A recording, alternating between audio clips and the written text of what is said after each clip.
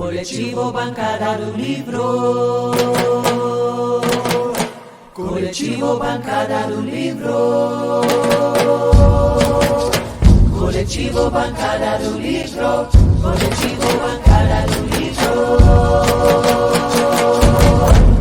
Agradecer aqui, me apresentar, né? Meu nome é Luiz Paulo, sou professor também, professor de Ciências Sociais, Sociologia, faço parte também do canal Bancada do Livro. Então, vamos começar um pouco aqui sobre essa questão da ditadura, da resistência, pensando na questão da luta armada. Primeira coisa, né? Nós temos vários temas, né? Podemos abarcar várias questões sobre a resistência armada, né, contra a ditadura. Podemos falar sobre a participação das mulheres, podemos falar sobre a questão, né, vamos dizer, de classe, né, a composição social, vamos dizer assim, né, daqueles e daquelas que pegaram armas contra a ditadura. Podemos falar, né, podemos fazer um debate aqui sobre as organizações propriamente ditas, né, que vão surgir em grande parte, né, de dissidências da tática, né, da dissidência em relação à tática que o PCB vai adotar em frente, né, à ditadura militar. O PCB vai adotar uma tática, né, de uma resistência democrática, né, não vai, propriamente dito, pegar em armas, né. Então, você vai ter vários grupos, né? Você tem aqui a Ação Libertadora Nacional, VAR Palmares, a VPR antes da VAR Palmares, Colina, né? Inclusive a Colina é o Comando de Libertação Nacional, professor aqui da UFO das Artes, Afonso Solana, fez parte, né, inclusive, na sua juventude, da própria Colina. Então, você o MR8 também, né, que foi, que depois a armação do MR8 junto com a LN, né, virou livro do Gabeira, depois virou filme, né, O Que é Isso, Companheiro. Então, a gente poderia analisar, né, as escolhas, vamos dizer, sobre as opções, né, que as organizações de luta armada fizeram. Podemos fazer um debate também, né, teórico, prático, em algum sentido, sobre se a luta armada, né, ou a resistência democrática, qual dessas duas táticas seriam, né, de fato, as mais viáveis, né, na resistência contra a ditadura.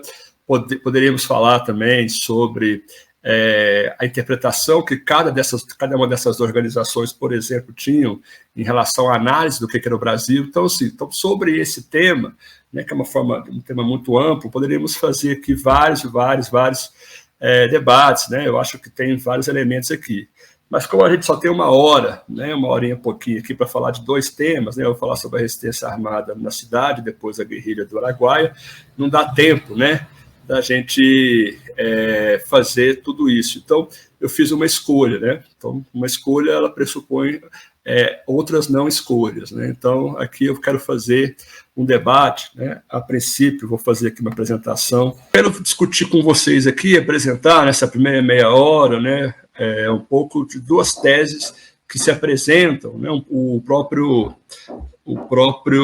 Leonardo falou um pouco disso, né? Sobre como você tem na luta política e até mesmo, né, na historiografia, nessas questões, na própria historiografia você tem, de fato, essa tentativa, né, de você de reescrever a história da ditadura, né? E parte desse processo também tem, inclusive, no próprio campo da esquerda, né? Principalmente essa esquerda democrática que vai surgir após o fim da ditadura, que vai tentar fazer uma crítica, né? E alguns, inclusive, uma autocrítica sobre o que foi, né, a resistência armada na ditadura. Vão ter uma tese de que, por exemplo, né, duas teses que eu acho fundamentais a gente debater aqui e, de alguma forma, né, na minha opinião, combater. A primeira tese é de que a luta armada, né, foi uma aventura, foi uma espécie de tentativa romântica, e por isso, né, uma escolha equivocada como tática para combater a ditadura militar, né? Então, inclusive, eu participei de umas atividades, né, agora em abril, falando um pouco sobre isso. Inclusive, numa fala, né, de um dos participantes, apareceu isso, né, de como se a escolha, eu falo entre aspas, né, porque fazer o balanço agora eu acho mais simples, mais fácil, né, a gente não vivenciou de fato esse período. Então, eu acho difícil julgar, principalmente numa perspectiva até moral, né, essas escolhas. Mas tem isso, né, de que outros caminhos poderiam ter ocorrido. E a consequência dessa escolha romântica, dessa aventura, né, inclusive que aparece também no debate historiográfico, nos debates também sobre os balanços da resistência à ditadura, é de que a luta armada ela contribuiu, né, de fato, para o acirramento da repressão. Ou seja, a ideia de que se não houvesse resistência armada contra a ditadura, a repressão dos militares não seria tão dura quanto foi. Eu acho que isso é problemático e vamos tentar aqui conversar um pouco mais sobre isso. Aqui o camarada Moacir me deu aqui a sugestão de clicar para aparecer, né, maior aqui. Na verdade, né, eu só fiz esse slide para a gente poder, não vou destrinchar, vai ser mais na minha fala. Né? Então, a primeira tese. É óbvio, né, que, como eu disse aqui, até minhas escolhas, uma escolha ela vai propriamente vai levar a gente a não fazer outras escolhas. Haviam, de fato, né, dois caminhos, vamos dizer assim, para poder construir a resistência à ditadura militar. Você tem, né, de fato, uma resistência democrática, ou seja, tentar, pelos meios institucionais, né, possíveis, os canais institucionais possíveis, né, que a ditadura criou, tentar fazer a resistência por dentro disso. Então, você tem, por exemplo, né, o movimento democrático brasileiro, né, que vai cumprir um papel nesse sentido. Né? Inclusive, né, você vai ter o próprio Partido Comunista Brasileiro adotando essa tática, né, fazendo, inclusive, não aderindo, né, o PCB não adere de forma alguma à luta armada. Né? Porque você tinha, inclusive, uma leitura internacional, né, nos anos 60, em que o Partido Comunista da União Soviética, né, a própria União Soviética, não estava, né, no momento de estimular táticas de guerrilha, de tentativas, né, de construção de guerrilhas ou qualquer coisa que seja para a construção do socialismo. Né? Então, você tinha uma tentativa de uma construção de uma via pacífica ao socialismo, e no caso aqui no Brasil, o PCB vai adotar uma linha, né, de resistência democrática, inclusive tentando utilizar os espaços que já eram possíveis, né, os próprios sindicatos, aqueles, né, que não tinham sido jogados na ilegalidade. Mas a gente vai ver que isso, né, teve problemas também, né, para o PCB, na segunda parte, aqui na segunda tese, eu vou tentar trazer como exemplo. Mas houve, né, aqui uma tentativa, houve, na verdade, não só tentativa, mas uma construção a partir do golpe, de construção de resistência armada, porque a leitura de alguns grupos era o seguinte: você tem, né, de fato, uma ditadura repressiva que caçou direitos políticos, direitos civis, inclusive, né, de muitas lideranças políticas, desde lideranças, né, da própria classe média, mas também, né, inclusive, muito mais, em termos numérico e também de representação, dos próprios movimentos sociais. Né? O professor Leonardo falou, né, sobre o movimento estudantil, o professor Edilson também disse na semana passada, né, das lideranças que estavam surgindo nos anos 60, que também foram, além de serem caçadas, né, os seus mandatos, as suas representações, alguns foram, né, objetivamente mortos, né, pela própria ditadura.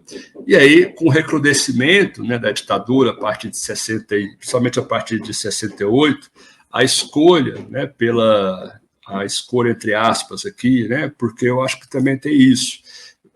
Pensar a resistência armada, né, a saída, vamos dizer assim, a opção pela resistência armada, não é uma escolha muito fácil. Né? Eu citei aqui o professor Afonso Lana, estava citei ele aqui, escutando ele falando, né, algum tempo atrás sobre essa questão. O momento era um momento muito conturbado, né? Você, inclusive, depois do golpe, a esquerda estava toda desorganizada, né? Existia um suposto esquema de resistência por parte de setores progressistas, dos militares, né? O próprio grupo político do Jango, né? Se falava disso, mas quando houve o golpe, estava todo mundo despreparado.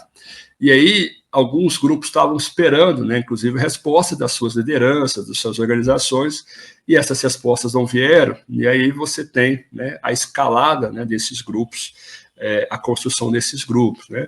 O mais, eu acho, não só representativo, né, da escolha pela tática armada, né, da guerrilha urbana. Nós temos a ELN, que era liderada, né, pelo Carlos Marighella. O Marighella vai escrever, inclusive, vários artigos fazendo contraponto à escolha do PCB, e por conta disso ele diz, né, que contra os gorilas não há debate, né, não há nenhum tipo de resistência que não seja no terreno militar, né? Então você vai ter o Marighella junto com outras lideranças comunistas, né, organizando a Ação Libertadora Nacional, que vai ser um grupo, né, basicamente sitiado em São Paulo e Rio de Janeiro, que vai estabelecer as táticas de guerrilha urbana para poder desmobilizar, para poder construir, vamos dizer assim, alternativa à ditadura militar.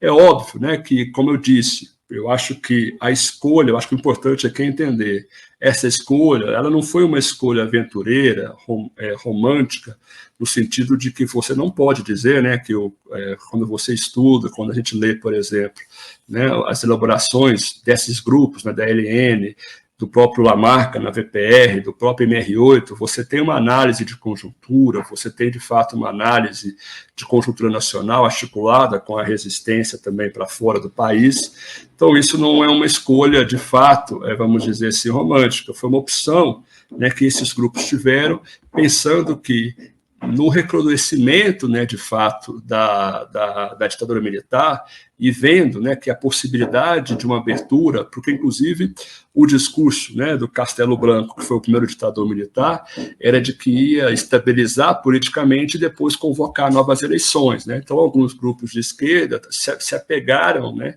a essa promessa dos militares. E é óbvio, né, que os militares gostaram, né, vamos dizer assim, de se manter no poder, e por isso, né, eles vão cada vez mais, né, indicando, né, generais, e vão se mantendo, né, o poder político do Estado, né, nas suas mãos até o final da ditadura nos anos 80. Então, nessa conjuntura, né, falar que há, né, uma escolha possível, né, eu acho muito temeroso, né, porque você acaba, por exemplo, né, ignorando o fato de que um setor importante, né? A gente perdeu, na verdade, um setor importante da juventude que fez essa opção pela ditadura militar. E parece que as mortes, né, as torturas que esses jovens, né, homens e mulheres, principalmente, né, porque também tem isso, né, um elemento que a gente pode também aqui trazer, é que, de fato, né, a camada social, né, preponderante, né, de quem estava na organização da luta armada, né, nas cidades, ela vinha, né, dos setores universitários, né, o próprio Leonardo falou, parte dessa militância, né, inclusive da UNE, depois, né, essa militância estava organizada não só no PCdoB, né, mas mais no final dos anos 70, mas antes, né, principalmente na Ação Popular, né, a Ação Popular que vem, né, de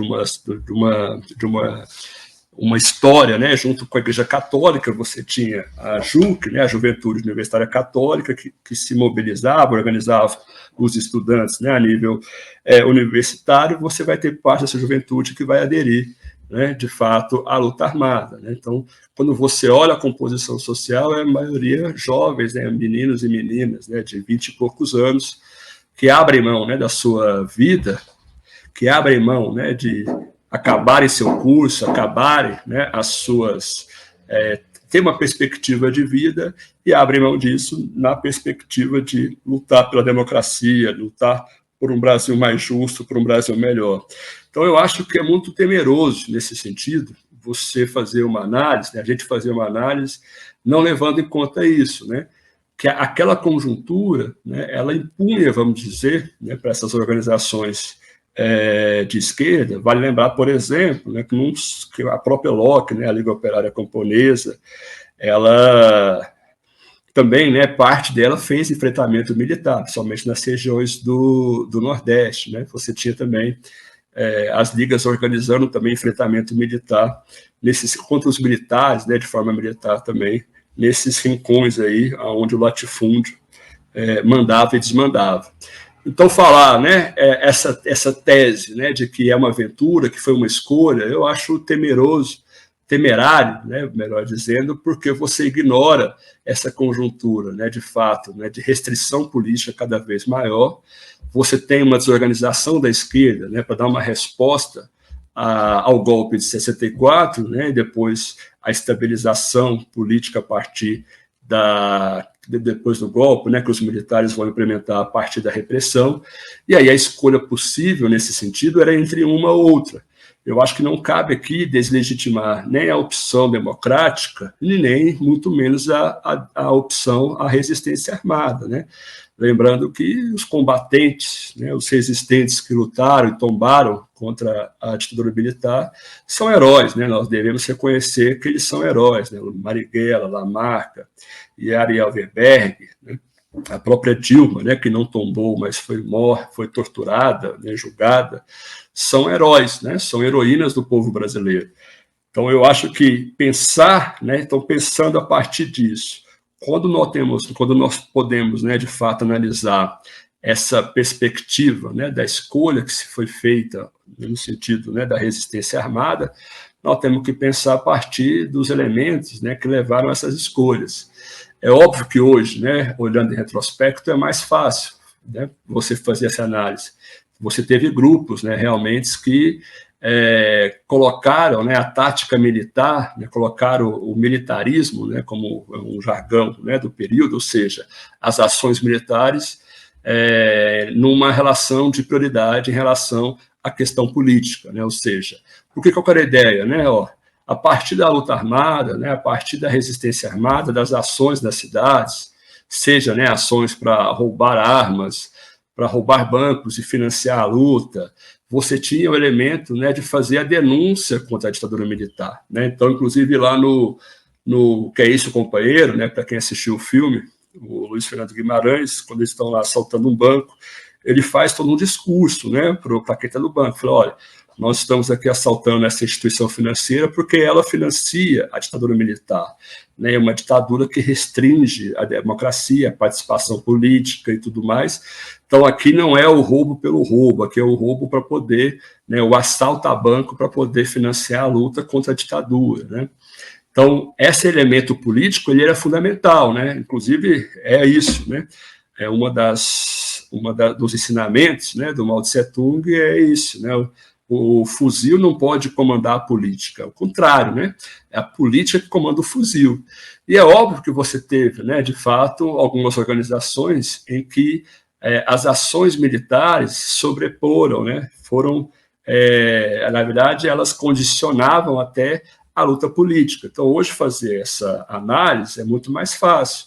Pode parecer, nesse sentido, que é uma aventura, mas temos que pensar nessa conjuntura que esses resistentes, esses combatentes estavam vivendo, né? Fazer essa análise, como eu disse, é muito mais fácil, né? E eu acho também, né, que aí, para pensar isso, nós temos que conhecer, inclusive, né, muito, muito minuciosamente as organizações, as opções táticas que essas organizações de guerrilha urbana fizeram, a leitura que elas faziam sobre o próprio processo revolucionário, como era que se daria. Mas, em termos geral, né, essas organizações, primeiro, né, grande parte delas achavam, né, que o momento da guerrilha urbana ela teria que ser um período, né, muito pequeno, só de denúncia, porque também estava ganhando força por conta dos exemplos, né, das resistências da Revolução Cubana, né, que já tinha da Revolução Cubana de 59, né, da própria Revolução chinesa em 49, essa questão de você levar a luta armada para o campo, né? Quando eu falo da guerrilha araguaia, eu vou falar um pouco mais sobre isso. Porque sabia que na cidade, né, em pouco tempo, ou em médio tempo, vamos dizer assim, em tempo médio, essas organizações elas seriam estranguladas, né? Porque você sabe, né, a gente sabe que o aparato, inclusive policial militar, que foi construído na ditadura militar, principalmente das PMs, né, estou querendo dizer das PMs, foram usadas, né, de forma objetiva para fazer, né, a perseguição aos militantes, aos guerrilheiros urbanos, né? Então, inclusive, hoje, né, o que a gente vê de tortura aí das polícias, né, fazendo nas periferias, né, com jovens negros, isso é uma tradição, né, entre aspas, foi aprendido lá na ditadura militar, né? Então, o Exército, né, as Forças Armadas em geral, era o principal, vamos dizer, instrumento, mas as PMs foram utilizadas também nesse processo, né? Então, o recrudescimento também foi ficando cada vez mais pesado, né, nas grandes cidades, e uma opção foi, né, começar a construir a guerrilha urbana. O problema é que grande parte dessas organizações, né, a própria ALN, não conseguiu, né, fazer essa transição, né, e muito menos fazer das ações armadas uma propaganda que levasse em conta, né, de fato, que conseguisse levar, né, a população a aderir, né, ao movimento no sentido de denunciar a ditadura, né? É óbvio, né, que nós temos aqui também, né, aqui estamos falando dos anos 70, né, você tem a emergência da TV, você tem a própria TV Globo, né, como patrocinadora do golpe de 64, né, depois patrocinando, né, fazendo propaganda do milagre econômico, né, em todo esse processo.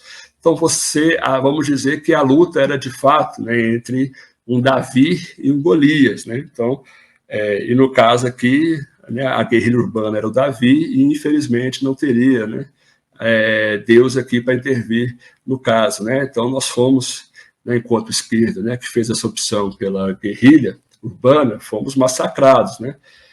Aqueles que sobreviveram conseguiram, né, de alguma forma, escapar da morte se exilando, né, e tudo mais. Você tinha, né, então, aqueles que continuaram aqui no Brasil, né, optaram, né, continuaram na opção pela resistência armada, acabaram presos, torturados, né, e mortos. Por que eu estou dizendo isso? Né? Porque essa tese, né, ela leva, né, também a essa segunda perspectiva, né, de que a luta armada de fato contribuiu, né, para o acirramento da repressão. Porque a leitura é essa, olha, se não houvesse resistência armada, então quer dizer que se fosse só a resistência democrática, participando, né, da institucionalidade, naquilo que podia, a partir do MDB, seja lá qual for o instrumento, né, e aqui eu acho importante dizer, né, apesar de todos os limites, né, o MDB, né, esse movimento democrático brasileiro, contribuiu de fato, né, para a resistência, né, depois, inclusive, para o final da ditadura. Né. Eu acho que todo mundo aqui tem, nós temos que pensar, né, também nessas contradições, né, tem os seus problemas, mas também tem, né, de fato, né, no caso do MDB, aqui uma contribuição importante, né, principalmente na derrota no Senado, né, que promoveu em 74 lá contra os senadores biônicos, né, isso foi importante para o processo de redemocratização. Mas voltando, né, nessa tese, porque é isso, é uma leitura de que se não houvesse resistência armada, a ditadura ela seria menos radical na sua repressão. Ora, no mínimo, vamos dizer, ingênuo, né, de quem quer que seja, pensar isso, né? Isso é muito mais tentar responsabilizar aqueles que morreram, que lutaram, né, que tombaram na resistência contra a ditadura, que não estão aqui, inclusive, né, para se defender, né, para fazer esse debate. E eu acho que tem um problema, né? Pensar que existia, de fato, em algum momento, uma ala, né, menos repressiva ou uma ala mais democrática, né, da ditadura militar. É óbvio que não é tudo igual, né? É óbvio que a repressão na fase, né, do Médici foi muito maior. Mas vale lembrar que, por exemplo, né, a própria guerrilha do Araguaia, aquele que prometeu, né, um distensionamento da ditadura, por exemplo, assassinou, né, a direção, depois da guerrilha do Araguaia, né, estou falando aqui do Geisel, assassinou a ditadura, né, do Geisel, assassinou a direção, né, quase completa do PCdoB, na chacina da Lapa, né? Então, você não pode aqui, eu acho, pensar a estrutura da ditadura como um elemento, né, de se ela fosse mais maleável a partir de uma referência, né, de uma figura ou outra. Né? Então, acho que não era esse o caminho, né? Não é esse o caminho, na verdade.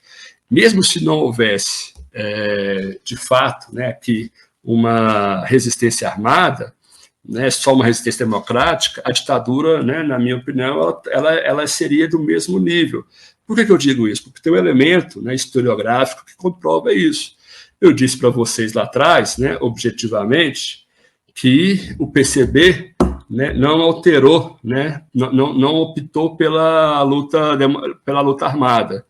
E o PCB foi dos partidos, foi o partido, né, de esquerda que era mais representativo nessa época, né, depois dos rachas e tudo mais, que mais sofreu, né, baixas, né? Isso nós temos que dizer aqui, né? O PCB, mesmo, né, optando, né, Prestes, né, toda a sua turma e tudo mais, né, construindo essa resistência democrática por dentro, por fora, foi um dos partidos que mais sofreram, né, repressão da ditadura, né, com muitos elementos presos, torturados, mortos, né.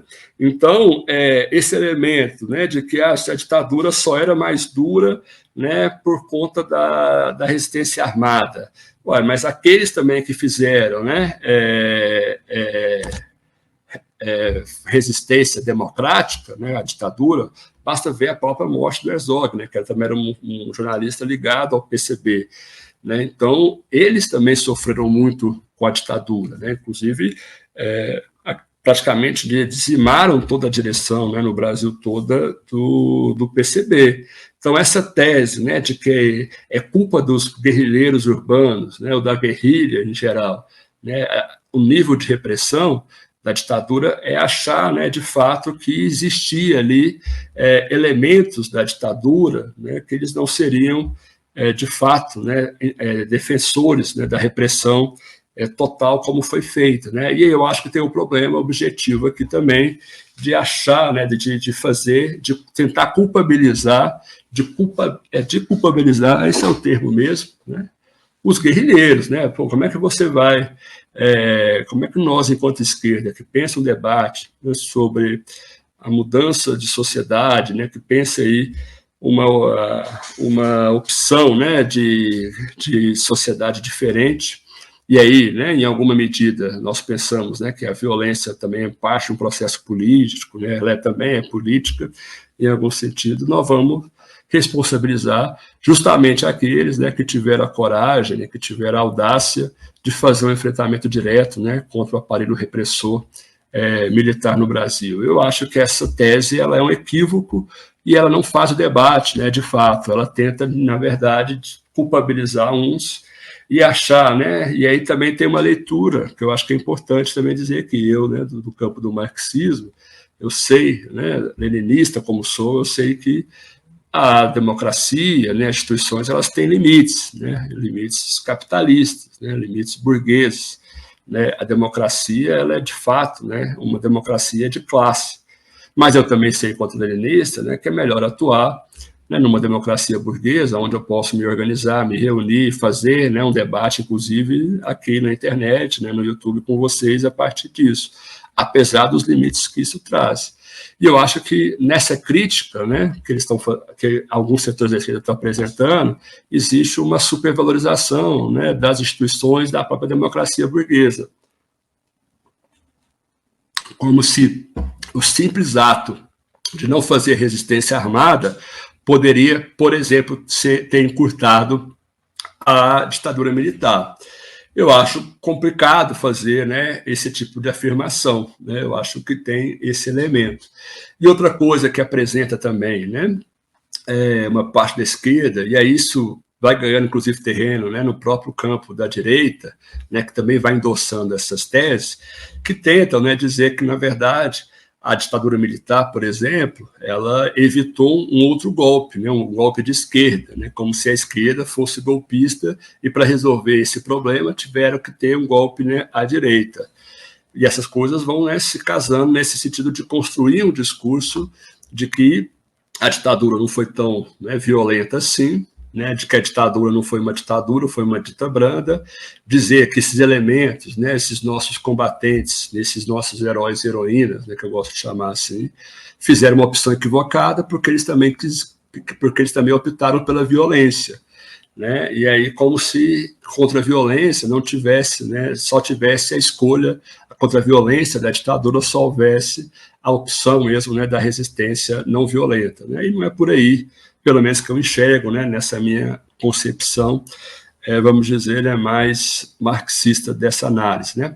Então é isso, né, sobre essas duas teses que eu queria dizer para vocês, né, sobre a resistência armada no Brasil. Eu acho, né, que não foi uma aventura, né, essa escolha estava muito limitada, de fato, né, você não tinha muitas escolhas, né, de como organizar a esquerda, de como fazer essa luta, né, de resistência contra a ditadura, e a luta armada ela foi, de fato, né, uma opção de vários grupos, né, de vários elementos, como forma de resistir, né, à repressão, né, e de resistir aos desmandos, né, da ditadura militar no Brasil. Né. Eu não gosto, né, também, vocês estão vendo aqui que eu só falo de ditadura militar, eu não falo cívico e militar, né, porque é óbvio que teve um apoio, né, da base civil, empresarial, né, como chama, mas o elemento militar ele foi preponderante, né, inclusive na condução do Estado, né, a partir desse período. Então, para mim, a ditadura militar ainda não estou convencido, né, da outra nomenclatura. Então, não foi uma aventura, né? Eu acho que é isso, não foi uma aventura, né? Eu acho que é muito simplista dizer que jovens, né, homens e mulheres, fizeram uma escolha pela aventura, né, de achar. Eu acho que em algum momento, né, de fato, eles viram que a luta armada nas cidades, principalmente, era uma luta inglória, uma luta, né, quase suicida. Mas se não fosse essa escolha, né, poderíamos dizer que a ditadura poderia ter passado por cima, né, com mais repressão e com mais força, né?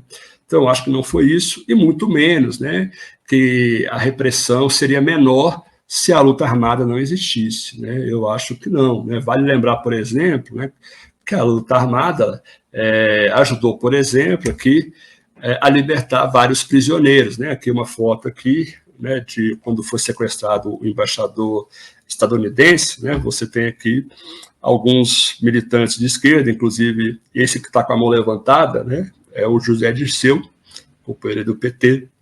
Inclusive ele fala, né, que ele fez questão de levantar a mão assim para mostrar que ele estava preso, né, como uma forma de fazer a denúncia, né. Então, por exemplo, né, as ações armadas elas garantiram, né, a vida, né, de muita gente, né, que estava presa, sendo torturada, né.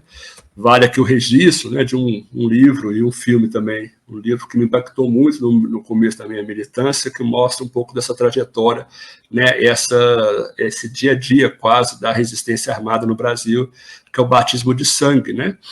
Você tem ali do Frei Beto, ele vai falando, né, principalmente sobre a ELN, né, porque os dominicanos tinham uma relação política, né, com a ELN, com o Marighella.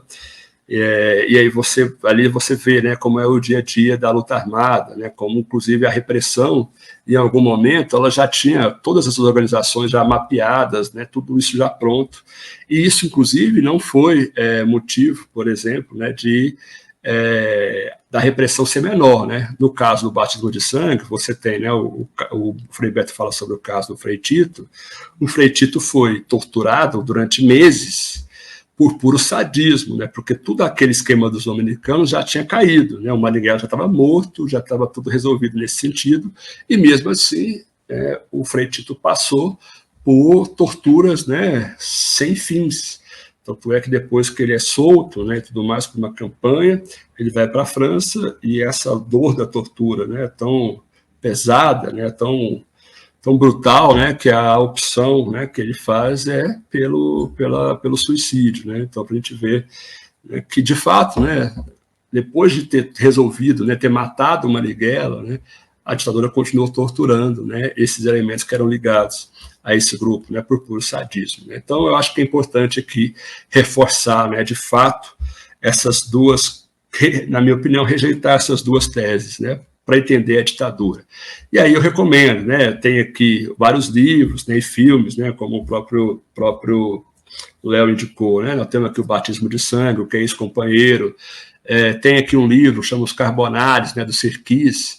Ele era um jovem secundarista, inclusive, né, não sei se vocês conhecem, tem um grande episódio, assim, né, que é emblemático, de um assalto, né, à casa do Adhemar de Barros, governador de São Paulo, se eu não me engano.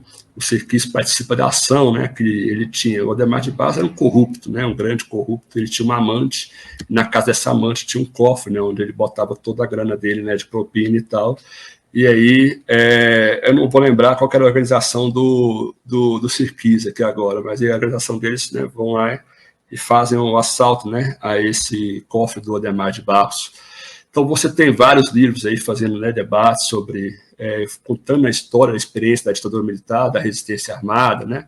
Citei aqui 2 filmes também baseados em livros. Então, a gente tem muita perspectiva aqui para pensar. Em termos teóricos, né, vale a pena ver os trabalhos do professor João Quartino de Moraes, né, ele tem, inclusive, um livro interessantíssimo sobre a esquerda militar no Brasil, né, inclusive, o segundo livro vai falar um pouco sobre essa questão, por exemplo, né, de setores dentro das Forças Armadas, né, que eram progressistas, que eram de esquerda, né.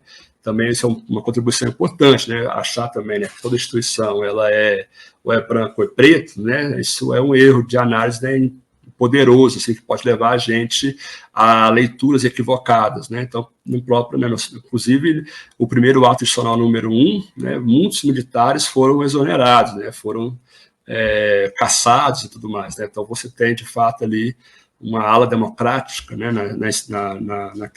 nas Forças Armadas que foi importante, inclusive, para a ditadura jogarem eles para fora. Né?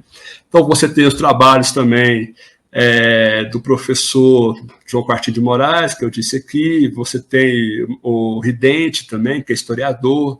Vale a pena dar uma olhada lá na história do marxismo no Brasil, que é uma coletânea de 6 livros, tem uns 2 volumes lá, um ou dois, que fala um pouco sobre esse balanço da ditadura militar, né, das ações armadas, da guerrilha urbana.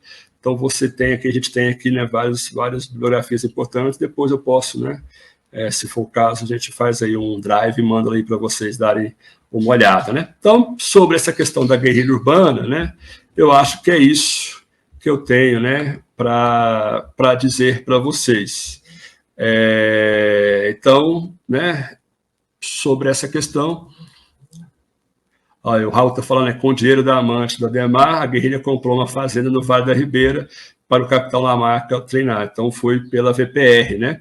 Lembrando que a VPR depois vai se fundir com a Colina, né, que é o Comando de Libertação Nacional, que era o grupo, inclusive, que o professor Afonso Lana fazia parte, vão formar a VAR Palmares, né, a Vanguarda Armada Palmares, né, a Vanguarda Armada Revolucionária Palmares, uma homenagem ao Zumbi de Palmares. Né.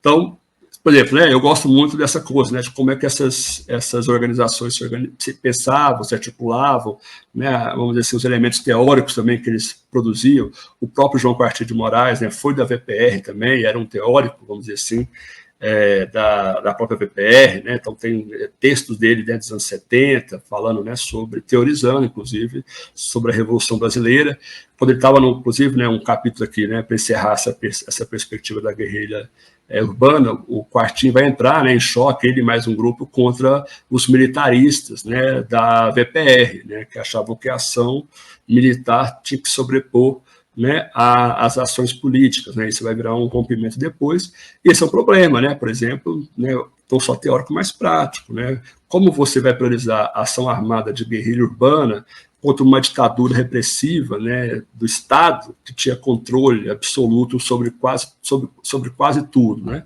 Isso poderia, de fato, né, levar... Isso é uma leitura que subestima, inclusive, as forças militares, né, da repressão. Então, tem um debate aqui. Né? Mas eu acho que as duas teses que eu acho fundamental aqui da gente poder pensar seriam essas, né? Basicamente, essas duas teses que eu acho que a gente pode pensar. Eu não esqueci, viu, aí do Oswaldão, vou falar depois, porque eu dividi em duas partes, né, a nossa fala aqui. Primeiro da guerrilha urbana, né, da guerrilha nas cidades, e eu vou falar agora um capítulo, né, mais específico aqui sobre a guerrilha da Araguaia, né. Primeira coisa, né, então você tem, antes de entrar, né, propriamente dito, na guerrilha da Araguaia, você tem 2 caminhos, né. Já, como eu disse também, aqueles que aderiram à guerrilha urbana, eles já estavam também pensando, né, muito por conta das experiências chinesas e cubanas, né, da perspectiva do foquismo, né, ou seja, implementar um foco de guerrilha, né, em algumas determinadas áreas, né, e a partir disso você ir ampliando, conquistando, né, a população local, ampliando até cercar, né, a cidade. Né, então, essa ideia, né, o campo cercar a cidade, isso vai ganhando força nos anos 60, nos anos 70, pelas experiências de libertação, como eu disse, né, em Cuba e na China, e também na própria África, né, e outros países da Ásia. Né, então, essa perspectiva de que o terceiro mundo, né, a revolução, ela se daria, né, E isso é uma leitura, né, objetivamente aqui falando, uma leitura maoísta, né, vem de Mao Tse-tung e da experiência chinesa propriamente dita. O foquismo vem mais da experiência cubana, né, junto com o Che, né, o Che também vai ser o grande, né, articulador disso, inclusive vai tentar exportar a revolução, né, para outros lugares do mundo, foi para a África, né, morreu na Bolívia, né, nessa perspectiva, né, de você ganhar adesão dos povos, né, dos camponeses, né, no interior dos países, e a partir disso ganhando força política, né, representação política, aderência também dessa população ao projeto de transformação, né, da realidade, né, da transformação da sociedade. Isso, né, encantou muita gente, encantou uma geração, né, porque você via, de fato, né, experiências bem-sucedidas, né, então, na América Latina, né, na Ásia, na África, então isso vai ganhando força.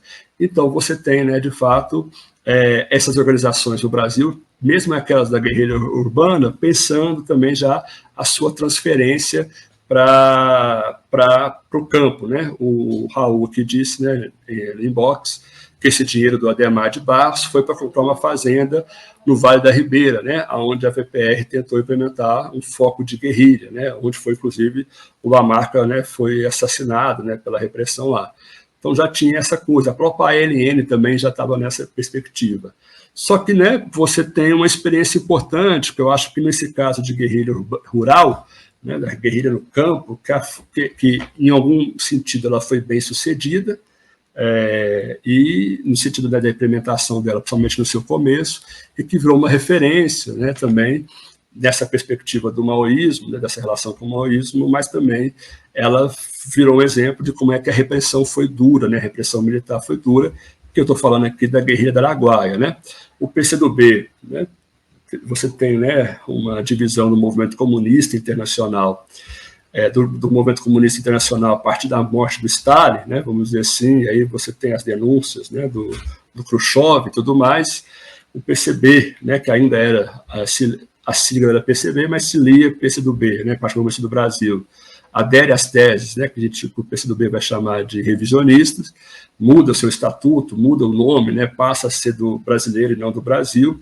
e a partir disso surge, né, dentro do partido uma tendência, né, vamos dizer assim, de recuperar, né, a antiga leitura, né, o antigo programa do partido, que vai ser formado, né, em 62 pelo João Amazonas, Grabois e outros companheiros, que vão refundar, eles vão chamar de refundação, né, o Partido Comunista do Brasil com a sigla PCdoB. Aqui, né, para mim não interessa, né, apesar de eu ser do PCdoB, não interessa, né, quem é o herdeiro de 22. Né. O fato é que aquele partidão, né, que era imenso e tudo mais, já começa a sofrer, né, já tinha sofrido lá nos anos 30 já uma dissidência, né, mas essa é muito menor, que também é trotskista. E aí você tem, né, aqui já é uma dissidência maior, e você tem o PCdoB, e aí, né, o PCdoB vai resgatar esse programa antigo, e aí na luta, né, na disputa, vamos dizer assim, na disputa internacional da representação comunista, né, como houve também um racha também no movimento comunista, porque o Mao Tse-tung, né, os revolucionários chineses não aderem, né, às posições do Khrushchev, né, inclusive denunciam o Khrushchev nesse sentido, dizendo, né, que ele é um revisionista e tudo mais. Você tem, né, também, a nível internacional, uma ruptura aqui, né, entre a União Soviética e a própria China. Né? E na busca de uma referência também, né, de uma liderança, vamos dizer assim, externa maior, o PCdoB vai se aproximando cada vez mais da China, e principalmente, né, depois mais ainda em relação à China, mais ainda eu acabei de esquecer o país aqui, mas eu vou lembrar lá. O Raul vai me lembrar, porque o Raul é dessa época. Os nossos... A gente tem até um comentário, né? Albânia, viu? O historiador está aqui para isso. Então, o PCdoB vai se aproximar mais ainda da Albânia e tal, mas essa referência anterior é mais da China, principalmente nessa perspectiva, né, de pensar a Revolução Brasileira nos moldes chineses. Né? Isso é um problema também, né? Se lá com o PCB tinha coisa, né, do molde soviético, também aqui você vai ter também o problema do molde chinês. Mas o que era a experiência chinesa? Olha, nós temos que organizar a maioria social do país, né? E a leitura que o PCdoB fazia, que essa maioria social do país também era de camponeses, como foi na China. Né? Então, a partir de 66, né? E aí é interessante isso, porque você não vê muitos militantes do PCdoB, né, entre 62 e 66, ativamente, né, vamos dizer assim, lutando contra, resistindo, né, na luta contra a resistência à luta armada. Inclusive, quase não se tem bibliografia sobre isso. Por quê? Porque desde 66, o Raul está lembrando aqui uma palavra de ordem, né? Camarada Stalin, amamos você, viva a Albânia e o PCdoB, né? Então, essas coisas, os anos 80, né, os anos 70. Mas aí, voltando, né, à escolha, né, aí, em 66, o PCdoB já estava enviando militantes, né, para essa região que a gente chama do Bico do Papagaio, né, que é a região entre o Maranhão, o Pará e o Tocantins. A guerrilha araguaia, né, ela vai estar ali em volta, né, daquela cidade chamada Xambioá, né, ali perto, ali, que é hoje no Tocantins. Mas a região é essa, né, a região uma parte do Maranhão, Pará, Tocantins, mas grande parte das operações vai ser ali no Tocantins mesmo. Mas desde 66, né, o PCdoB está enviando militantes para lá, enviando militantes, somente, né, estudantes, né, inclusive a base também do PCdoB, ela vem também muito do movimento estudantil, como a maioria das organizações, né, isso é um fato, né, grande parte das organizações que estão resistindo contra a ditadura, você tem, né, uma camada importante que vem do movimento estudantil. E você está mandando também lideranças importantes. O João Amazonas, né, vai para essa região, a Elza Monerá vai para essa região, Maurício Grabois, né, Grabois e seu filho também vão para essa região, e eles começam a fazer contato com a população. Eles vão virar pequenos comerciantes. Você tem o João Haas, que era médico, né, vai virar médico dessas comunidades, vão virar agricultores, né, vão também trabalhar no campo e começa a organizar vamos dizer, preparar, na verdade, nem organizar, começa a preparar politicamente, vamos dizer assim, a população local para poder fazer, né, a luta da guerrilha rural, né, estabelecer um foco de guerrilha rural. Eu vou colocar aqui também mais uma apresentaçãozinha, só para vocês verem aqui o que eu preparei aqui. Sobre a guerrilha araguaia, né? São 3 pontos importantes, né, que eu vou tentar aqui dar conta. A opção pelo campo, né, ou seja, por que não a cidade e sim o campo? Esse elemento que eu acho que é importante, né, muito importante, inclusive. Você tem, né, hoje ainda camponeses, né, que ajudaram, contribuíram, lutaram, inclusive, contra a ditadura militar, né, que fizeram parte da guerrilha e que estão vivos ainda hoje, né? E a repressão, né, a forte repressão contra a guerrilha, porque você tem, né, são 2 anos de lutas, né? Então, primeiro esse meandro, né, essa coisa da preparação, porque a leitura, né, era essa, ó, a leitura tática era o seguinte, como o país ainda era um país, né, extremamente rural, né, e aí a repressão, né, vamos dizer, a estrutura do capital, né, no Brasil, ela seria muito mais repressiva, né, para os camponeses, para os trabalhadores rurais, né, no interior do país, do que nas grandes cidades. Ou seja, a contradição do capitalismo, né, a contradição principal nessa leitura, né, que o PCdoB faz nesse período seria no campo e não na cidade. Então, por isso que se faz essa opção pelo campo, né, pensando, né, como experiência o que foi a Revolução Chinesa, principalmente. A ideia, então, é você, de fato, né, cercar a cidade, né, pelo campo. Então, você ganharia cada vez mais, né, espaços, né, na área rural, conquistando os camponeses, os trabalhadores do campo, né, as cidades ali ao redor, e a partir disso você teria um processo, né, revolucionário cada vez mais encadeado, né, até chegar, né, às grandes cidades e tomar as cidades, né? Então, essa era uma leitura sobre o que seria, né, a revolução no Brasil e a opção de começar pela guerrilha rural, né, no caso, que é a opção que o PCdoB faz, pela análise, né, pelas contradições, que essa região do Pico do Papagaio, né, essa região do Araguaia, seria uma região interessante, né, para poder chegar até Brasília, né, chegar até as grandes cidades. E aí o PCdoB está preparando essa guerrilha desde 66, né? Por isso, né, que você não vai ter muito aparecimento da participação do PCdoB em outras ações, né? Porque todo esse toda a direção do partido, né? E é importante dizer também que não era todo mundo do partido, inclusive, que sabia. Isso, inclusive, virou um problema na organização, porque era um segredo, né? Nem todo mundo sabia, e alguns militantes estavam insatisfeitos, inclusive né, com a forma como o PCdoB estava lidando com a ditadura militar, por exemplo. Né? Lá no Nordeste, você vai ter um racha importante que tem a ver com essa conjuntura, né? Do PCR, né, o Partido Comunista Revolucionário, né, ele vai ser um racha lá em Recife, que é um partido que ainda existe, né, ainda existe hoje, né, parte dele é o P, que a leitura era essa, né, que o PCdoB tinha abandonado, né, de fato, a resistência, mas era por isso, né, porque ainda era um segredo e poucos militantes estavam, de fato, estavam sabendo da guerrilha. E aí um dos revolucionários, né, que também estavam lá, era o Oswaldão, né? Inclusive vocês podem procurar na internet aí, tem um documentário, né, sobre a vida do Oswaldão, muito interessante. Oswaldão era um cara, né, um militante negro, né, muito grande. Diz que quando ele chegou, né, na área da guerrilha, ele foi muito bem recebido, né, ele era um cara muito do povo, né? Assim, ele conseguia, né, fazer relações assim com a população local muito facilmente, apesar, né, dele ser um cara, né, extremamente alto, grande, né, negro e tudo mais. Mesmo assim, ele virou uma referência, né? Virou quase uma lenda na região, né? Ele fazia parte de um dos 3 destacamentos, né, que a gente dividiu, né, o PCdoB dividiu essa militância em 3 destacamentos a partir, né, da repressão. O Oswaldão era comandante, né, um desses destacamentos, que fez a resistência, né, e o Oswaldão era uma figura, assim, ele, inclusive, foi para a União Soviética, né, ele fez parte do treinamento também, parte desse pessoal que estava na guerrilha urbana.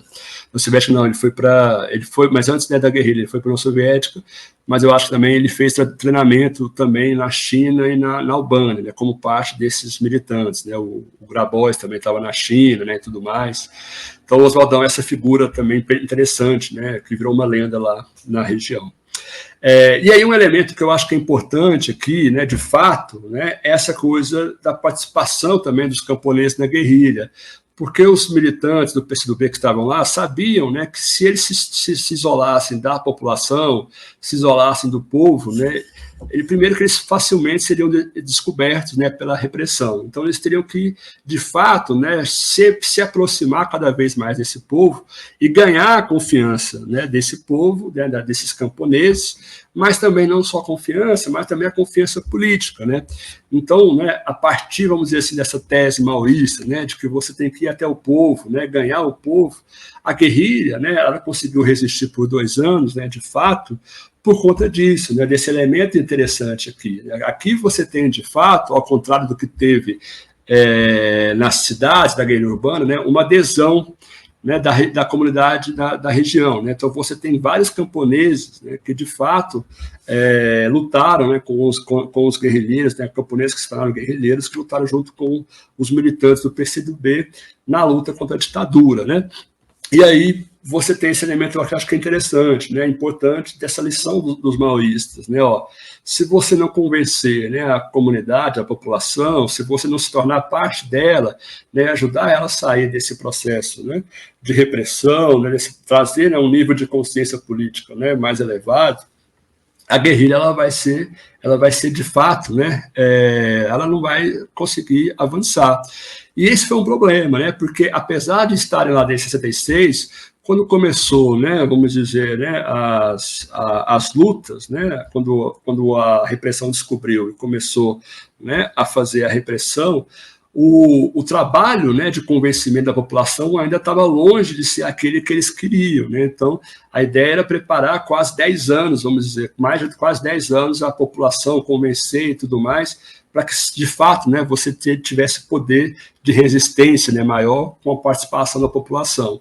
Então, quando se descobre, né, a guerrilha da Araguaia, né, quando a repressão descobre a guerrilha da Araguaia, esse trabalho de convencimento da população local ainda estava por ser feito, né, grande parte dele. Então, por isso, né, inclusive, que um dos elementos, né, que pode ter levado também à derrota foi esse, né, e também porque parte da população local também desconfiava, né, né, dessa população, desses jovens que estavam chegando lá, e não sabiam, né, do que se tratava, e aí a desconfiança também foi estabelecida. Mas o que houve, né, de fato, foi quando a repressão descobre, ela leva, né, uma primeira missão, vamos dizer assim, né, uma primeira leva de soldados para combater a guerrilha. Os guerrilheiros conseguem rechaçar essa primeira tentativa, né, de acabar com a guerrilha. E aí, por quê? Porque os militares não estavam preparados, né, não sabiam ainda com que eles estavam lidando. E porque também os próprios militantes, né, os guerrilheiros e os camponeses que apoiavam a guerrilha, tinham um domínio sobre as matas, né, sobre a floresta, sobre o campo, que os militares não tinham, né, que os militares que estavam para lá, chegaram lá, não tinham. Então, eles foram praticamente foram derrotados nessa primeira tentativa, né, de reprimir a guerrilha. Então, foi uma vitória, né, pontual importante. E aí, depois, a própria repressão, né, ela vai, de fato, né, entendendo que essa experiência, né, do PCdoB lá é uma experiência muito mais organizada, né, do que eles esperavam. Tanto é que vão ter, ao longo dos 2 anos, né, que vai durar o entrevero entre a guerrilha, né, e as forças militares, você vai ter, né, quase uma logística de guerra, né, não vai ter nem quase, você vai ter uma logística de guerra. Então vai vir, inclusive, tropas de Uberlândia, né, parte, inclusive, aqui, né, do batalhão que vai participar das ações contra a guerrilha, né, e você vai ter uso de helicópteros, você vai ter uso, né, de armas, vamos dizer, de última geração da época para poder, de fato, né, abafar a guerrilha. E aí, para que isso acontecesse, né, para ir já para os finalmente, que eu já estou falando quase 1 hora, você tem, né, uma repressão brutal contra a população local. Né? Primeiro, você vai ter uso de torturas, né, e assassinato de lideranças locais, né, para que elas pudessem contribuir, né, na busca contra os guerrilheiros. Então você vai ter, né, lá o Curió, que vai virar inclusive um político local depois, né, que vai ficar lá, inclusive, depois da guerrilha, que vai prender, torturar, né, inclusive camponeses que não tinham nada a ver com a guerrilha. Né, você vai ter, inclusive, os guerrilheiros, né, que vão ser presos, nenhum deles, né, né, que são presos, inclusive, vivos, nenhum deles sobrevive. Né. Alguns guerrilheiros, como o próprio Oswaldão, né, vão ter a cabeça decepada. Né. Então, a repressão contra a guerrilha, né, ela foi um negócio brutal, principalmente contra a população local. Né. Isso foi um elemento, inclusive, né, nos debates sobre a questão da reparação, né, sobre a ditadura militar. Existe um capítulo muito à parte, em específico, da população local, né, que estava lá na região da Guerra do Araguaia, né, porque eles foram, de fato, né, muito reprimidos, muita gente morta, torturada, né, gente simples, gente do povo, tudo mais, simplesmente, né, por estarem na região ou por apoiarem, né, de fato, a guerrilha, né, e os guerrilheiros, né, porque eles tinham, de fato, né, vamos dizer, uma proximidade muito forte com a população. Né? Então, essa experiência ela foi interessante no sentido de demonstrar, né, outra opção, né, além dessa questão da guerrilha urbana, você tem, né, de fato, uma experimentação de uma proximidade política, né, de construção de uma proximidade política, né, com os camponeses da região que vão participar da resistência contra a ditadura, de fato, né, e, ao mesmo tempo, você vê, né, isso nós estamos falando já de 72, na fase em que a ditadura já estaria, né, vamos dizer assim, nessa...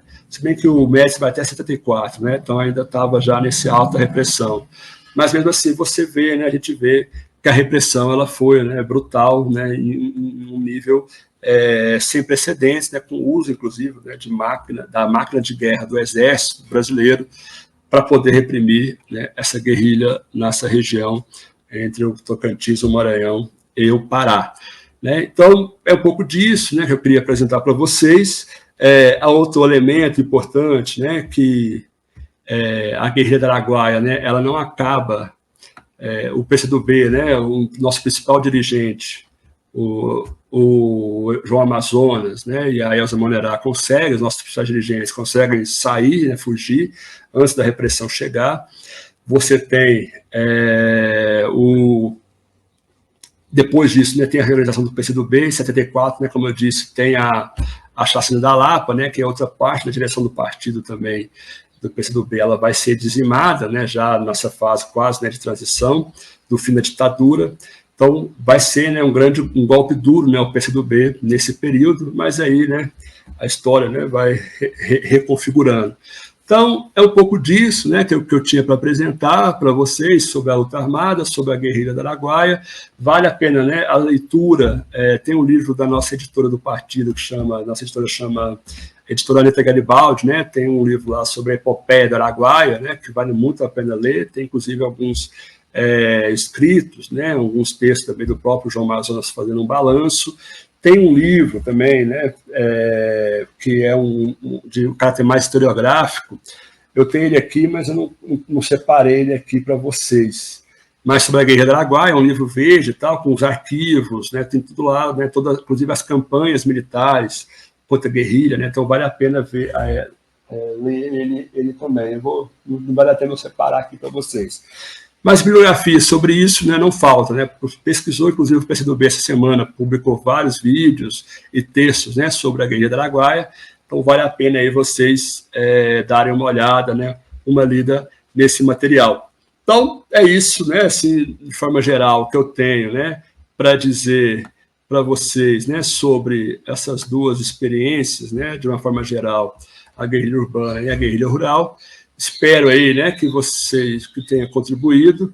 Eu acho que o importante, né, de fato, principalmente nessa coisa que eu tentei apresentar, né, uma contribuição para fora dessa leitura que tenta nos empurrar, né, de que a experiência das lutas armadas, seja rural ou urbana, ela foi uma aventura, né? Eu acho que nós temos, né, enquanto esquerda, inclusive, nós temos que ganhar esse debate com o povo, né? Esses jovens, né, que lutaram contra a ditadura militar são heróis, né? São heróis e heroínas do nosso povo, e nós não podemos, né, de forma alguma, né, jogar para trás todo o esforço, toda a coragem, né, que esses militantes tiveram, né? Eu acho que isso é fundamental, porque inclusive contribui para essas teses, né, de que a ditadura não foi tão violenta, ou ela não poderia ser tão violenta, ela poderia ser menos violenta, contribui para a tese, né, de que a esquerda era golpista, né, que a esquerda, né, ela já queria dar um golpe, por isso teve o antigolpe, né, da direita e tudo mais. Então eu acho que é importante a gente fazer esse debate, né? Coletivo Bancada do Livro. Coletivo Bancada do Livro. Coletivo Bancada do Livro. Coletivo Bancada